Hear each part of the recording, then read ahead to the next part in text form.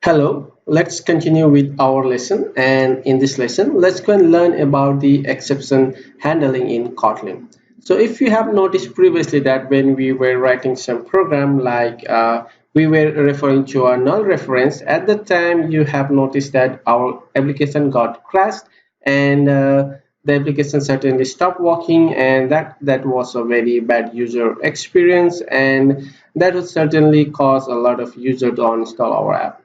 So how to handle this kind of problem with our Kotlin is that we have an exception handling process where we can handle exception gracefully and let the user know that something went wrong instead of just crashing our application. So let's go and see in a practical way, in a basic way, that how we can handle our exception in Kotlin. So I have already created a new empty activity and I have just named it as exceptions handling. And I also have made the source language as a Kotlin and the launcher activity. So we just want to make it as a launcher. Just click on our finish for now. And that should create a new activity and a new Kotlin class for us. And what we'll do is we will just go inside over here and we will create some variable, and let's just say that we create a let's say where result is equals to, let's say we divide a 10 by, sorry, let's divide, let me just close this one, I just reopen it, and let's say I divide by let's say let me divide a number 10 divide by 5, and that should give us some result for us. And let me log it, or I can just say as a print, so println, and inside this I will just print out the result that we just got, and I can just say as a result, sorry, inside this I will just say as a result result is equals to, I can just, instead of just closing over here, and I can just keep string template over here, and I can say as a result, and that should print out the result for us. And let's try to, okay, let me just say as a val, and let's try to launch the application. I will just launch the application. So the application has successfully started. Let's go to the logcat and let's find our, let me remove this one, and let us try to find out something over here. And instead of finding all of this, I think it should be better that we two bubbles, and it may be quite difficult for us to find out the actual printout. And I think we should use log for it, and let me just go and create a one.gt, sorry, a private, I can just say val as a tag, and it's equals to, let me just copy this one and just paste it inside this, and let's create a log.e and error, and let me try to print out tag comma, and instead of that one just copy this one and just paste it over here, and that should print out the result for us. And here we can change this to the error because we have set to log.e, which is equals to error. And let's clear it out and let's run the application one more time, and let's wait for the application to get okay, so I think installed successfully, and let me filter it out by the application name, and that should become, so let me try to find out the why. Okay, so I can just say filter out by this name, so the package name, just copy and just paste it over here, and we can see the result exception handling, which is result is equals to 5 divided by 2, 10 divided by 5, we get a result of 2. That's perfectly fine. And the next step is let's try to create some error. So how we can create an error over here is when we divide any number by 0, that will cause an error. So let's divide a 10 by 0, and if you see, the application is perfectly running and we don't have any error over here.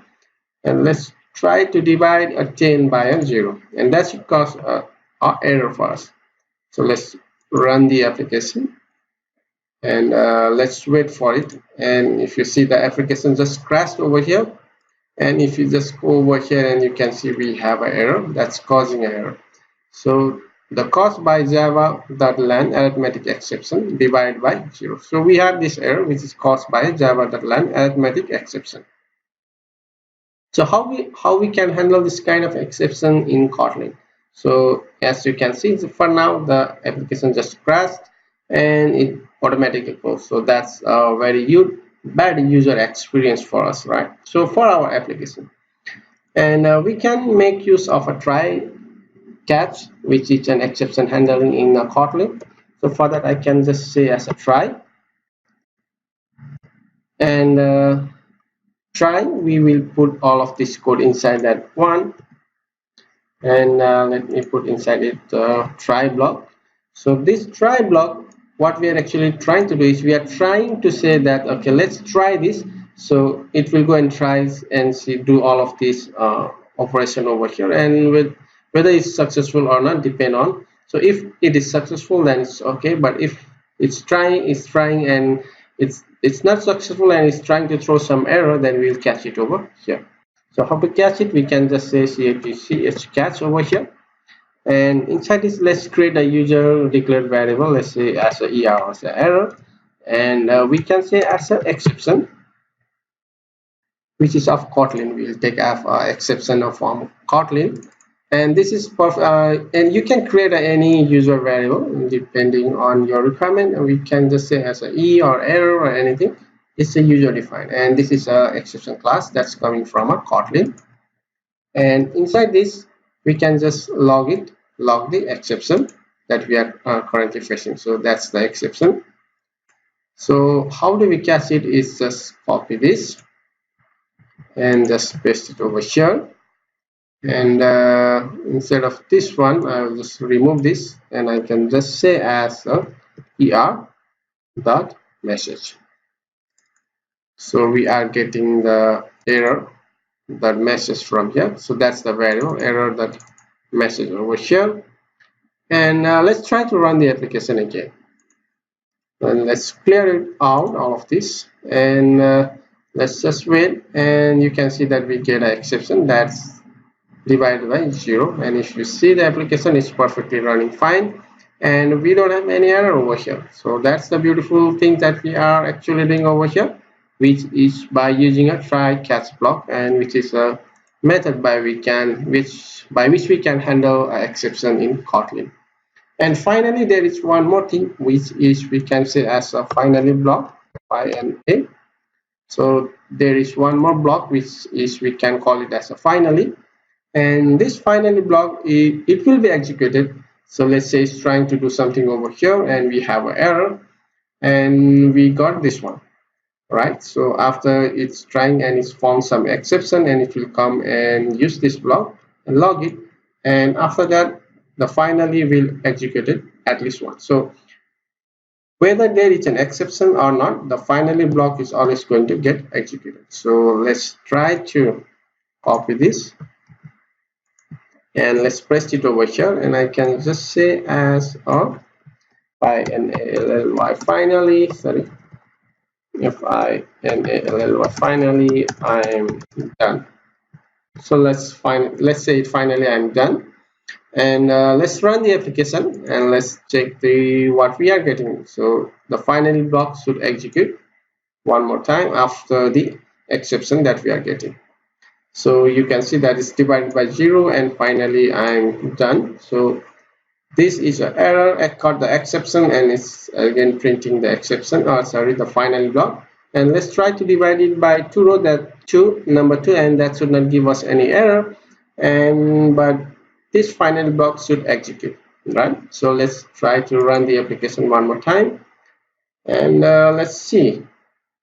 So we can see that as the result is 5, and the finally I'm done, it's again get executed.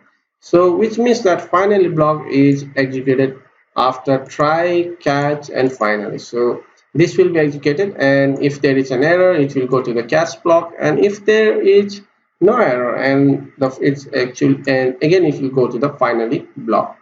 So which means that try is that we are trying to do something, and if it gets some exception or there is some error, we will be catching it on a catch block, and we will be do something with that error that we are getting. And if this doesn't throw any exception, then we will go directly to the finally block. But when we have some error, then it will go to try, catch, and finally. So that's all, and I think you guys have a good understanding over here. So here, which means that the finally block always get executed, and this is a good way for us to clean up our code. So let's say we have something to free up our memory, or we have something to clear, like uh, any static variable that you want to clear it out, or anything that's going to uh, that need to be cleared out before we can proceed to the next step or next line of code. Then the finally block is a good place that we can do some cleanup for our code. So that's all for this lesson, and we'll meet up in the next lecture. Till then, have a great day.